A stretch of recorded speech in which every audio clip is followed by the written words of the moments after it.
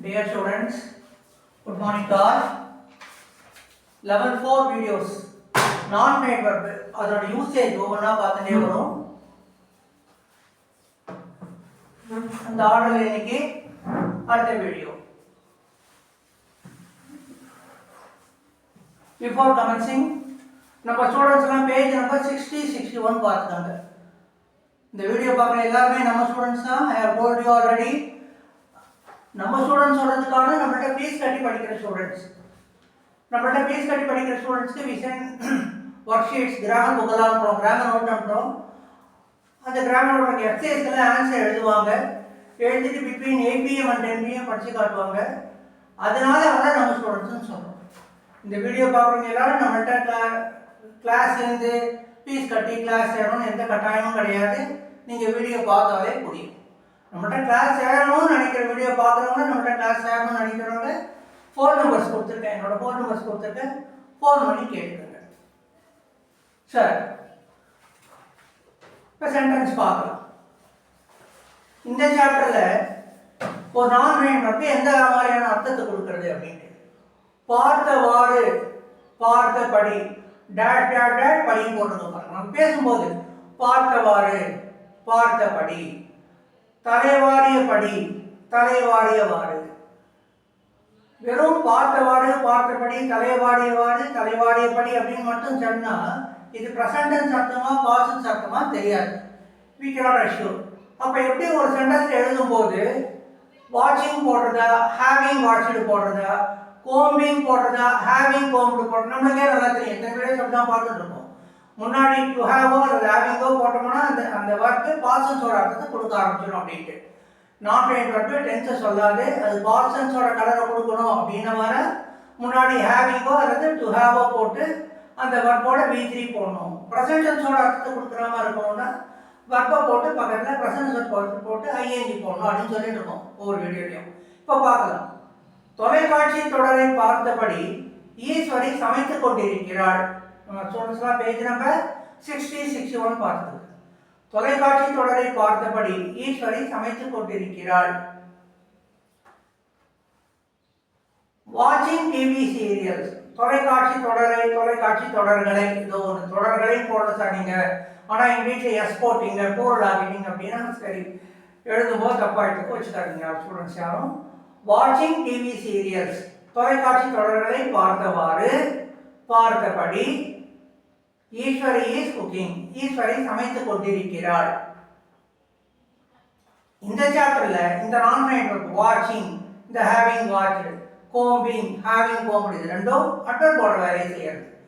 பின்னாடி எக்ஸ்பிளைன் பண்ணு. வாட்சிங் TV serial, Eswari is cooking. தொலைக்காட்சி தொடரை பார்த்தவாறு, தொலைக்காட்சி தொடரை பார்த்தபடி ரெண்டுத்துக்கு அதே தான். Eswari is cooking. சரி, தலைவாரியவாறு சாரதா தன் அண்ணியின் பேச்சை ஒட்டு கேட்டுக் கொண்டிருந்தாள். அப்போ இந்த வாட்சிங்கோ இல்லை ஹேவிங் வாட்சடோ, கோம்பிங்கோ இல்லை ஹேவிங் கோம்புடோன்றது நம்ம ப்ரெசன்டென்ஸில் சொல்லணுமா பாஸ்டென்ஸில் சொல்லணுமா? நான் ட்ரெயின் ஒர்க்கு டென்ஸில் சொல்ல முடியாது. ப்ரெசன்டென்ஸ் போட்டு பக்கத்தில் ஐஎன்ஜி போட்டிங்கன்னா ப்ரெசன்டென்ஸ் கலர் கிடைக்கும், அந்த டிண்ட் கிடைக்கும். ஹேவிங் போட்டு ப்ரெசன்ட் பார்ட்டிசிபிள் போட்டிங்கன்னா, அதாவது ஹேவிங் போட்டு இந்த ஹேவிங் போட்டு V3 போட்டிங்கன்னா, ஹேவிங் போட்டு V3 போட்டிங்கன்னா, பட் போட்டு ஐஎன்ஜி போட்டிங்கன்னா ப்ரெசன்ட் பார்ட்டிசிபிள், ப்ரெசன்ட் போட்டு ஐஎன்ஜி போட்டால் ப்ரெசன்ட் பார்ட்டிசிபிள். ஹேவிங் போட்டு அந்த ரூட் ஒர்க்கோட V3 போட்டிங்கன்னா பர்ஃபெக்ட் பார்ட்டிசிபிள். அப்போ ஹேவிங் கோம்புடா, கோம்பிங்கா, வாட்சிங்கா, ஹேவிங் வாட்சிடா, எதை சார் போடலாம்? ப்ரெசன்ட் டென்ஸா பாஸ்டா? எதை வச்சு முடிவு பண்ணணும்னா தலைவாரியவாறு, தொலைக்காட்சி தொடரை பார்த்தவாறு, இதெல்லாம் ஃப்ரேஸ், டென்ஸை சொல்லாது. அப்போது டென்ஸ் எது சொல்லும்? மெயின் கிளாஸ் இருந்து வரது தான் சொல்லும். இந்த லெவல் 4 இருக்க எல்லா சென்டென்ஸுமே, எல்லா மாடலுமே சிம்பிள் சென்டென்சஸ் தான். ஸோ ஒரு ஃப்ரேஸ், ஒரு மெயின் கிளாஸ் இருக்கும். மெயின் கிளாஸ் அது சாரதா தன் அண்ணியின் பேச்சை ஒட்டு கேட்டுக்கொண்டிருந்தாள். எதில் வர்க் இருக்கோ, எந்த பார்ட் ஆஃப் த சென்டென்ஸில் வர்க் இருக்கோ அதுதான் மெயின் கிளாஸ், வேற ஒன்றும் இல்லை. அதாவது எது வந்து வாக்கியத்தை முடிச்சு கொடுக்குறதோ. நீங்கள் காம்ப்ளெக்ஸ் சென்டென்ஸ் பார்த்தீங்கன்னா சபார்டினேட் கிளாஸ், மெயின் கிளாஸ் ரெண்டுலேயுமே வர்க் இருக்கும். அப்போ எதை வச்சு டிசைட் பண்ணுறோம் அப்படின்னா மெயின் கிளாஸ் இருக்க வர்க்கை வச்சு டிசைட் பண்ணுறோம். காம்ப்ளெக்ஸ் சென்டென்ஸ்னா சபார்டினேட் கிளாஸ் மெயின் கிளாஸ் இருக்கும். சிம்பிள் சென்டென்ஸ்னா ஃப்ரேஸும் ஒரு மெயின் கிளாஸ் இருக்கும். ஃப்ரேஸ் இருந்துதான் மெயின் கிளாஸ் ஒன்று எந்த கட்டாயமும் கிடையாது. ஐ வாஸ் எ டீச்சர் அப்படின்னாலே அர்த்தம் சிம்பிள் சென்டென்ஸ் தான். அதில் ஒன்று மெயின் கிளாஸு ஃப்ரேஸு சப்பார்டின் கிளாஸு அந்த மாதிரிலாம் ஒன்றும் கிடையாது. புரியுதா? சரி. தலைவாரியவாறு சாரதா தன் அண்ணியின் பேச்சையும் ஒட்டு கேட்டுக்கொண்டிருந்தாள். இப்போ தெரிஞ்சு போயிடுச்சு சென்டென்ஸ் பாஸ்டன்ஸில் சொல்ல போகிறோம் அப்படின்ட்டு. உங்கள் இஷ்டம். Combing Sarada was overhearing sister law's words அப்படின்னு சொன்னாலும் சொல்லுங்க, தப்பு ஒன்றும் இல்லை. அல்லது having combed hair Sarada was overhearing sister law's words. தலைவாரியவாறு சாரதா தன் அண்ணியின் பேச்சை ஒட்டு கேட்டுக்கொண்டிருந்தாள். வாட்சிங் having watch, combing having combed. Present டென்ஸாக இருக்கு. ப்ரெசன்ட் டென்ஸ் அர்த்தத்தை கொடுக்கறதுன்னா அழகாக ப்ரெசன்ட் பார்ட்டிசிபிள் போட்டுருங்க.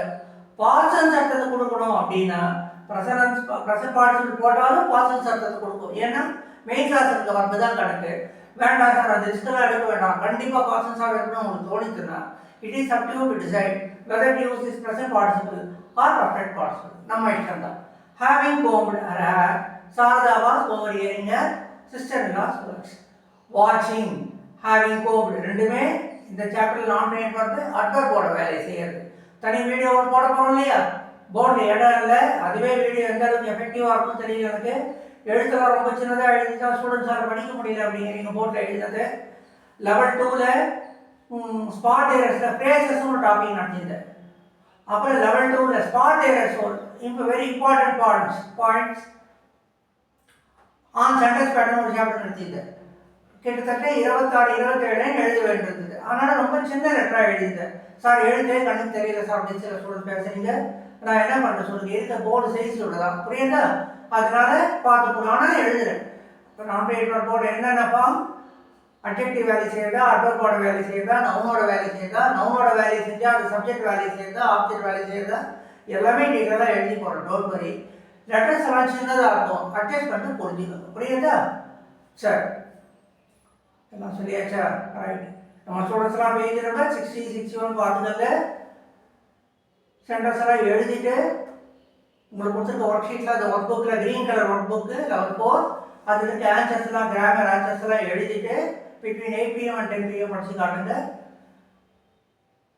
நம்மள்கிட்ட கிளாஸ் சேரணும்னு நினைக்கிறீங்க, மேலே ஃபோன் நம்பர் கொடுத்துருக்கேன், அந்த நம்பருக்கு ஃபோன் பண்ணி பேசுங்க. என்ன சொல்லியாச்சா? வேறு ஒன்றும் இல்லையே. சரி, நெக்ஸ்ட் கிளாஸில் பார்க்கலாமா? Next class. Good night.